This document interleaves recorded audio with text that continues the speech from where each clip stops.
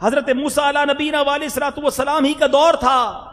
ایک آدمی توبہ پر پختہ نہیں رہتا تھا، جب بھی توبہ کرتا توڑ ڈالتا تھا. حضرت موسیٰ علیہ السلام کی طرف اللہ نے وحی بھیجی کہ میرے اس بندے کو جا کر کہہ دو کہ اللہ تجھ سے ناراض ہے، غضبناک ہے. حضرت موسیٰ اس بندے کے پاس گئے اور کہا تو بار بار توبہ کرتا ہے، پھر توبہ توڑ دیتا ہے، رب تجھ سے ناراض ہے. اللہ اکبر. اس بندے نے کیا کیا؟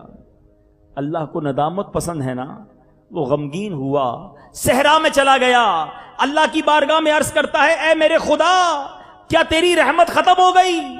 یا تجھے میری نافرمانی نے نقصان دیا ہے؟ یا تیری معافی کے خزانے ختم ہو گئے؟ کون سا گناہ تیرے کرم سے بڑا ہے؟ جب تو اپنے بندوں پر رحمت بند کر دے گا تو وہ کس سے امید رکھیں گے؟ اگر تو نے انہیں رد کر دیا تو وہ کس کے پاس جائیں گے؟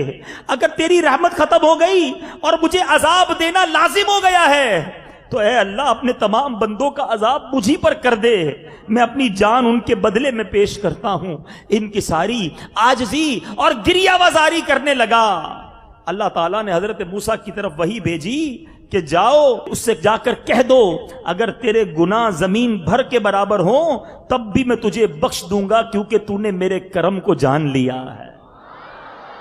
اے میرے میٹھے اسلامی بھائیوں، اب ذرا غور کیجئے ہمارا کیا حال ہے.